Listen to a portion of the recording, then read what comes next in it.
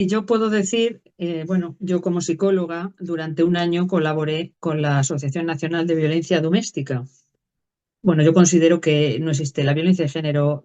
Como psicóloga también puedo decir que el ser humano es agresivo y violento por naturaleza y solo hay una diferencia en cuanto a la manifestación, a la expresión de la agresividad, de la violencia entre hombres y mujeres, porque somos muy diferentes bueno, el hombre tiene una hormona que es la testosterona y la mujer no.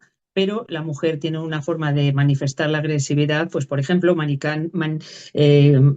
planificando o maquinando venganzas que se ve, yo lo he visto en la clínica y lo he comprobado también en la experiencia que tuve, como digo, un año estuve colaborando con ANAVID, Asociación Nacional de Violencia Doméstica, y tuve la ocasión de entrevistar a muchísimos, no sé cuántos, a muchísimos hombres, entrevistas telefónicas en diferentes puntos de España. Por ejemplo, en Córdoba había un hombre que vivía en un coche porque debido a las denuncias, a las denuncias de su mujer, había perdido absolutamente todo.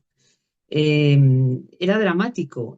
Luego otro tuve la ocasión también de entrevistar que era especialmente triste oírle hablar de suicidio. Bueno, la mayoría hablaban de suicidio, la mayoría tenían ideación suicida.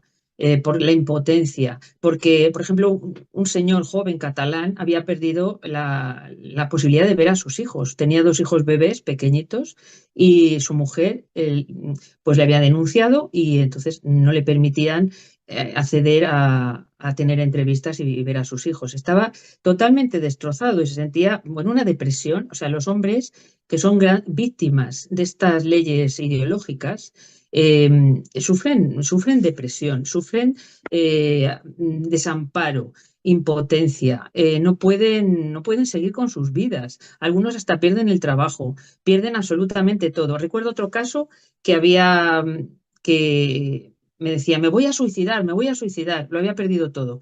Todo, todo. Su mujer se había quedado absolutamente con todos sus bienes, con su centro de trabajo. O sea, que se hagan leyes para que permitan este daño físico, psicológico, eh, económico, que no tengan en cuenta, son denuncias falsas. Yo lo que vi en Anavid son denuncias falsas. O sea, mujeres violentas, agresivas, vengativas, psicópatas, dispuestas a todo.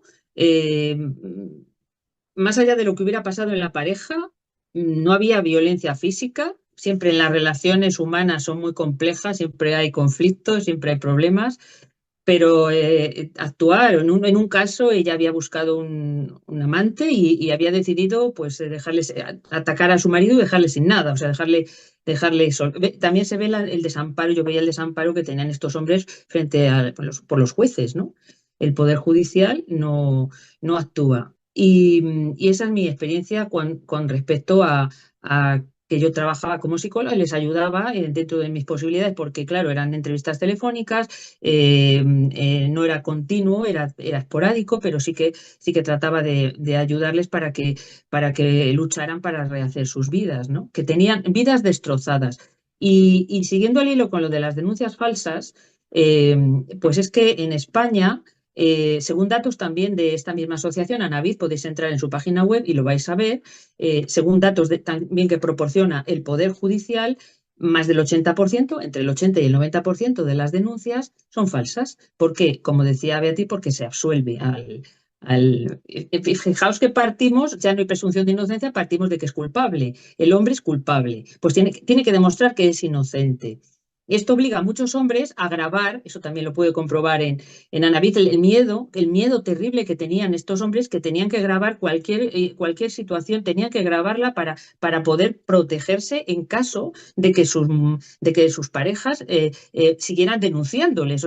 En algunos casos incluso tenían la opción de ver a su hijo, pero tenían que grabar todos, a la mínima ocasión que interactuaran con su mujer, lo tenían que grabar, hacer vídeos, hacer grabaciones porque estaban aterrados de lo que podía llegar a ocurrirles.